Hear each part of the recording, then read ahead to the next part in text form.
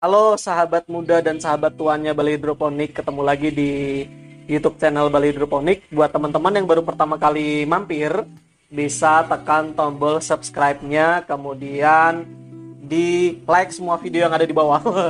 Sama jangan lupa pencet notifikasi lonceng supaya teman-teman bisa tahu update terbaru dari Bali Hidroponik. Dan juga subscribe-nya tentunya untuk membuat channel ini semakin berkembang. Jadi di video kali ini kami mau bagi tips dan trik cara menyiapkan jika teman-teman pengen bikin instalasi hidroponik. Jadi saya sudah bikin listnya, beberapa ini ada 1, 2, 3, 4, 5, 6, 7, 8, ada 4 tips. Ada 4 tips yang penting banget untuk teman-teman perhatikan. Kita mulai aja. Yang pertama adalah budgetnya. Jadi teman-teman harus siapkan budget dulu, tapi budgetnya juga jangan memaksakan ya. Di sini saya beri notifikasi jangan memaksakan karena hidroponik bisa diutak-atik tuh. Jadi bisa menyesuaikan juga kebutuhannya teman-teman. Misalnya budgetnya cuman, Mas saya cuma punya sekian ratus ribu, bisa juga nanti teman-teman bisa googling caranya bikin instalasi yang sederhana. Kemudian ada note kedua adalah teman-teman mau mementingkan estetika apa ngejar jumlah lubang tanamnya. Jadi semakin banyak jumlah pralonnya, maka semakin banyak penyangga yang dibutuhkan, maka semakin banyak juga biaya yang bisa dikeluarkan. Jadi teman-teman mau estetikanya yang bagus, yang siksak atau bunder gitu atau goyang-goyang instalasinya, atau cuman kayak bed biasa satu garis lurus gitu tapi dijejer berapa, itu nanti tergantung teman-teman juga. Yang kemudian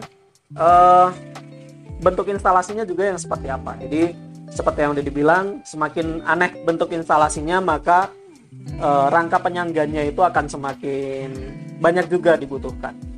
Kemudian yang kedua, bentuk hidroponik itu bisa menyesuaikan lahan. Jadi buat teman-teman yang bilang, aduh halaman rumah saya kecil mas, space-nya nggak terlalu lebar, itu aman karena hidroponik bisa menyesuaikan tempat. Jadi teman-teman bisa menyesuaikan tempat, jadi nggak harus menyiapkan tempat yang wah harus punya berapa ratus meter persegi atau berapa hektar gitu, nggak perlu. Jadi buat teman-teman yang hobi pengen banget berhidroponik, sekecil apapun lahan teman-teman bisa untuk berhidroponik gitu. Kemudian ya, jenis instalasi juga tadi bisa menyesuaikan. Jadi begitu banyak macam jenis instalasi, begitu banyak macam model instalasi, nanti teman-teman bisa googling di Google atau di internet, nanti banyak banget model-model yang bisa keluar jadi referensi teman-teman. Yang berikutnya, memilih jenis instalasi yang pas dengan aktivitas. Jadi teman-teman mau kalau di hidroponik itu ada beberapa jenis instalasi. Jadi ada yang NFT, ada yang DFT, kemudian ada floating raft dan macam-macam. Jadi intinya kalau NFT itu tidak ada genangan ya, dia airnya ngalir aja. Kalau DFT ada genangan, kalau floating raft ya floating raft. Enggak ya.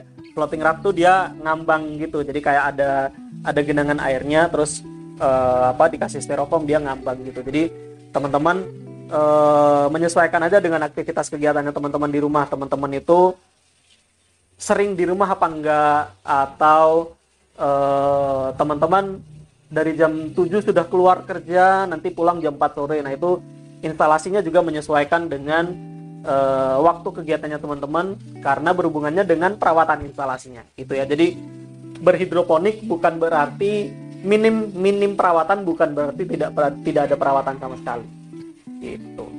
Kemudian memilih jenis tanaman yang akan ditanam gitu. Kalau teman-teman hanya sebatas hobi, nanam apa aja boleh lah gitu karena hobi, atau pengen banget nanam ini ya silahkan. Tapi kalau teman-teman skalanya produksi, sebaiknya teman-teman tahu kepengenan pasar tuh sayur yang kayak apa. Nah itu baru kita tanam. Atau teman-teman yakin banget tanaman yang teman-teman tanam itu bisa berhasil banget, nah itu ditanam aja nggak apa-apa. Itu saya lihat contekan lagi. Oh iya. Oh iya. Nah Kemudian ada pertanyaan, Mas, instalasi hidroponik harus pakai teduhan nggak? Sebenarnya enggak, tapi sebaiknya ada. Gimana tuh?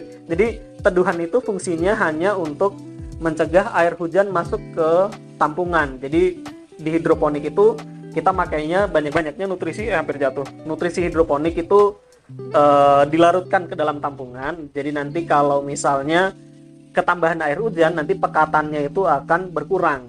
Yang berakibat nanti kalau teman-teman nggak ngecek secara rutin, bisa-bisa kebutuhan nutrisi sayuran teman-teman berkurang. Bisa juga yang terjadi adalah tampungannya itu meludak, airnya tuh keluar, jadi nutrisi yang ada di dalam juga terbuang. Atau yang ketiga yang bisa terjadi adalah tanaman daun sayurannya teman-teman itu patah gitu, karena kena hujan dia patah gitu. Jadi mungkin Anissa Bahar kena hujan juga tuh, gue yang patah-patah kan. Semoga lucu ya. Kemudian pilih pompa yang teman-teman pengen. Pompanya mau yang celup atau yang nyedot ya. Jadi kalau yang celup kayak teh dicelup, kalau yang nyedot tuh kayak pompa sumur itu loh, kan ada yang dialirkan doang tuh. Jadi sesuai kebutuhannya teman-teman sereknya yang gimana. Kalau pompa celup memang resikonya berlumut, nanti bisa masuk ke dalam pompa dan pompa bisa rusak. Tapi ya kembali ke teman-teman lagi aktivitasnya. Teman-teman bisa ngerawat tanamannya, ngerawat instalasinya dengan baik apa enggak. Itu. Yang kemudian rangka. Jadi kalau tempat menanamnya hidroponik itu kan udah pasti ada pralon, kemudian ada talang U gitu, kemudian ada guli trapesium.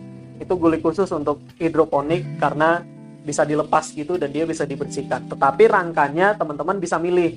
Ada yang bajaringan, ada yang pralon. Nah, teman-teman mau yang mana? Jadi masing-masing dari pralon, bajaringan, kemudian ada yang dari bambu juga, itu punya kelebihan dan kekurangan masing-masing. Jadi kalau bambu mungkin nanti rayap pasti. Bambu dan kayu ya, itu pasti ada rayap. Nah, teman-teman bisa googling dulu cara mengatasi rayap supaya rangka instalasinya bisa kuat. Kalau bajaringan pengerjaannya lebih rawan luka-luka ya, karena kan harus dipotong pakai hand shackle apa sih bahasanya, hand shackle gitu, nanti bisa berdarah. Kalau pakai pralon memang sambungannya yang agak banyak. Itu sih plus minusnya untuk rangka. Nah, ada pilihan terakhir yang paling gampang banget, yaitu DM aja atau kontak aja Bali Hidroponik gitu. Jadi kami menyediakan jasa untuk bikin instalasi, menyediakan instalasi buat teman-teman. Teman-teman tinggal kontak, nanti kami main ke tempat teman-teman, kami ukurkan sekalian, kami berikan saran gitu ya. Di tempat seperti ini dengan matahari seperti ini instalasinya sekian, dengan kegiatannya teman-teman instalasinya harus ada genangan apa enggak ada genangan atau gimana. Atau kalau teman-teman punya kolam yang pengen atasnya ada instalasinya, kontak aja Bali Hidroponik. Nanti kami akan datang ke tempat teman-teman untuk memberikan saran seperti apa instalasi yang baik dan benar. Gitu aja tips dan trik edisi kali ini. Jadi nggak banyak karena catatannya juga nggak banyak. Jangan lupa like video ini, dislike kalau nggak suka, tapi cantumkan di bawah nggak sukanya kenapa, supaya kami bisa berbenah. Kemudian subscribe jangan lupa, itu penting sekali. Di akhir kata, terima kasih sudah menyaksikan Bali Hidroponik. Semoga kita tetap sehat, semoga kita tetap semangat di tengah pandemi ini, dan semoga pandeminya cepat berlalu. Terima kasih teman-teman.